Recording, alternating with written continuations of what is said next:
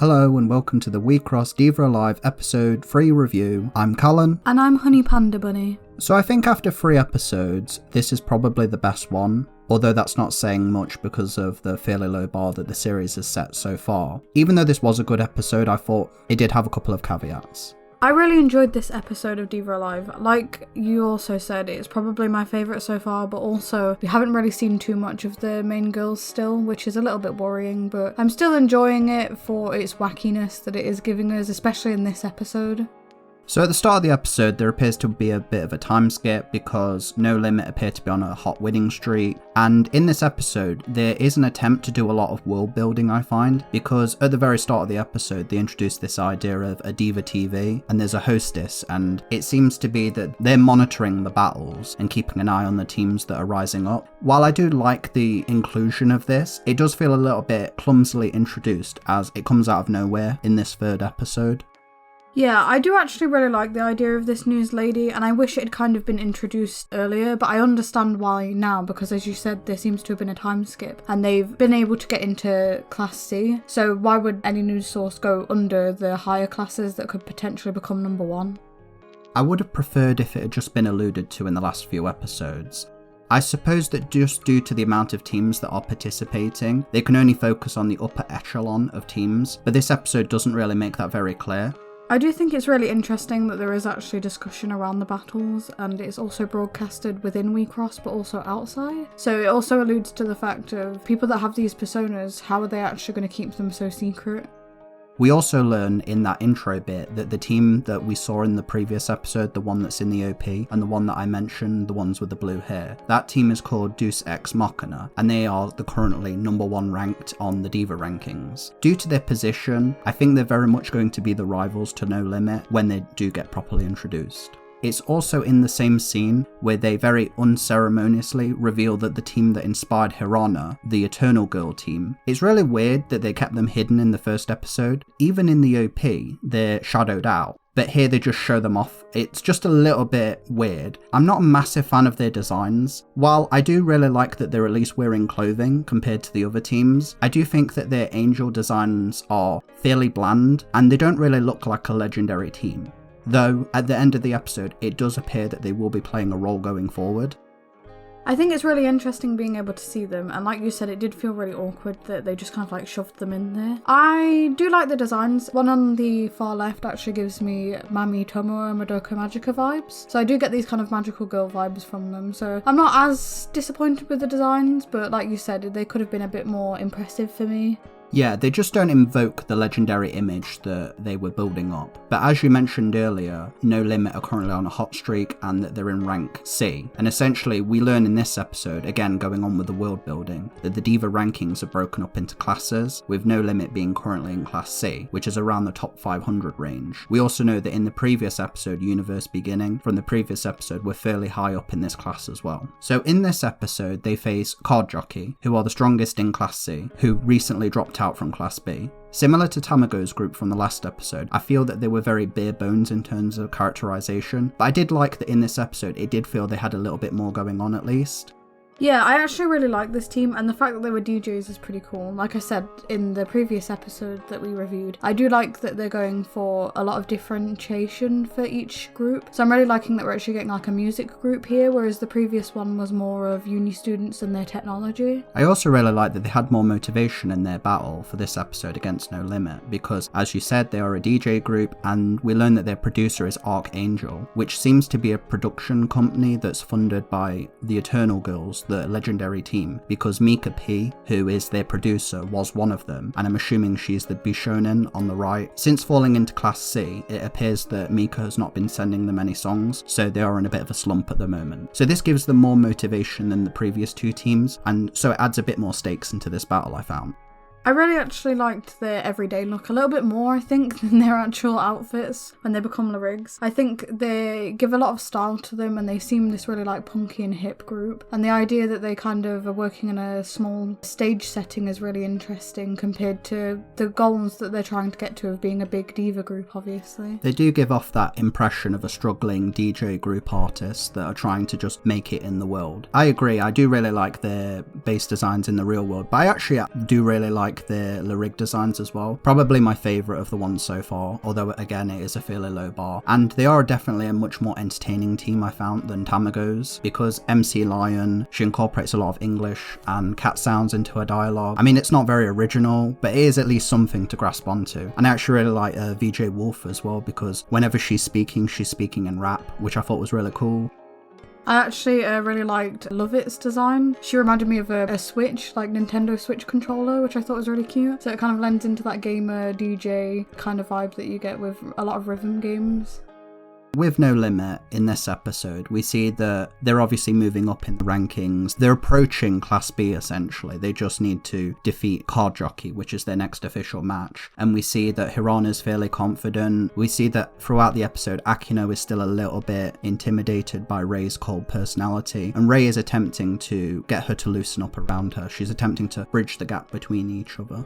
Yeah, I really liked the interaction between Akino and Rei in this episode. I was really hoping for it as well, and there was a clash between them, but it was also a really reasonable clash as well. And we also get to see a lot more of Akino's character, which I was really hoping for. We see that she's quite sentimental and obviously a deeply caring person. Sentimental towards the card, obviously, Arcane, which has some history between her and Hirana. Yes, they met as children, and that's the card that kind of brought the bridge between them, as in both their shared love for Wixoss. And I actually really did like the scene with Akino in her room, and she's with the cards and she's thinking what card would be good against Card Jockey. Unfortunately, it was very underutilized, I felt here. Something I actually would really like in the future is maybe if we got to spend some more time with Akino, seeing her buy cards, going on about her strategies, swapping out cards. I think we'd get a much better feeling for the deck crafter of the team. In this episode as well, there is also an exam that's gone on. So Hirana is very sleepy for the upcoming battle, and I did feel that this felt a little bit, I think with a smarter writer they would have incorporated this into the episode better, because perhaps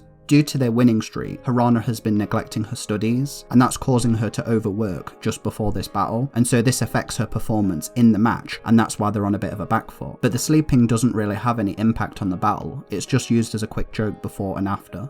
I really enjoyed seeing Rei being characterised as well with Akino. We see her knowledge of Wixoss and that she really does feel like a previous leader here. She does have this authority about her, but she does have the teamwork there as well. She does acknowledge to Akino that if you think that it should be here, we can do that. And we also see that she knows knowledge of Wixoss because she immediately goes, oh, this isn't suited for Hirana's deck. But despite that, they still keep that card, obviously. And Hirana was really cute when she was falling asleep and everything, but it didn't really get used too much. I will say that there's some really great face reactions in this episode, really good screenshots of not only Hirana but also some of DJ Lion as well. So we go into the battle. There's now a commentator for the matches, and it does feel really random to add this now, as I felt he didn't really add a lot to the battle apart from explaining a couple of the card effects. Since not all the turns are laid out in detail, it feels very pointless to have this guy when they already have the characters already explaining it. Yeah, during the battle it did feel really weird that we have a commentator now. I still had absolutely no clue what was going on, so like you said, he didn't add anything. I didn't get any idea of what was going on, but I did like the visuals of the team attacks that we got to see. I agree that the battles continue to be a bit of a mess, but this was probably my favourite battle because, as you mentioned, the attack animations of Card Jockey were actually really creative and unique, and they really got to express their personality in this battle against No Limit. You see Leon and Hirana go on a bit of a rap battle against each other. I really love the VJ Wolf. When she's speaking, she's essentially rapping, and it's like with this very stone-faced personality. It's really funny, and their animations are really cool, like VJ Wolf's ghosts that shoot out, and it really reminded me of Aya's holograms from Lost Storage, and you see Hirana trying to swing at them and then they all mock her, and then you've got DJ Rubbits because she's got the scratch discs and she uses them as blades. So I actually really like how they incorporate the equipment as weapons. It's actually really creative. It's unfortunate that there's not a lot going actually on in the battle to go along with the cool visuals. I just want a bit more meat in the battle. Like, for example, wouldn't this have been really cool if Card Jockey had gone on into the story about them rising the ranks, getting chosen, but then falling from grace, and they actually say this to No Limit? This could have served as a really cool window into No Limit's future, as this could happen to you potentially. Maybe you could have had Hirana doubting herself in the battle, but eventually turning it around thanks to her friends. Instead, this is just alluded to in a couple of short scenes with Card Jockey, story, and as such, the battles don't really have any emotional weight to them.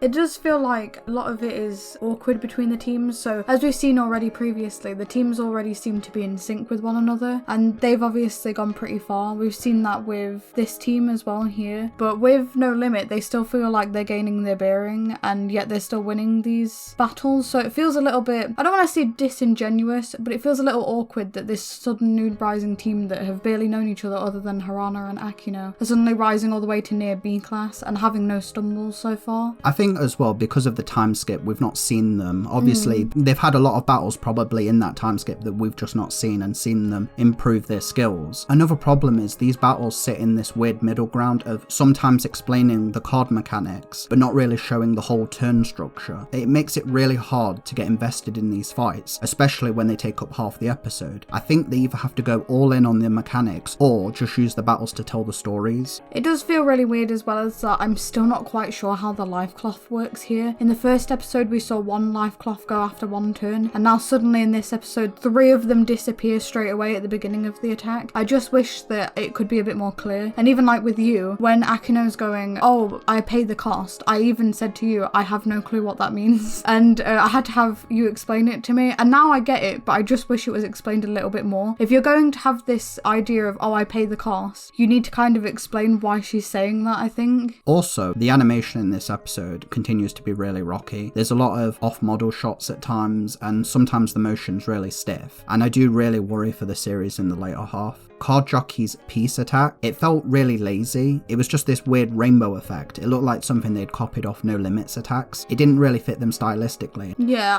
another problem I'm actually having with the series is these obnoxious overlays. And I know that for the DJ, it makes sense. I also can't help but feel like, you know, this has already been in the previous episodes. If it had just been in this one, I wouldn't have minded the like strobe effects. It was just too overpowering for me. And every time I'm looking at the screen when these effects are on, it's just hurting my eyes a little bit.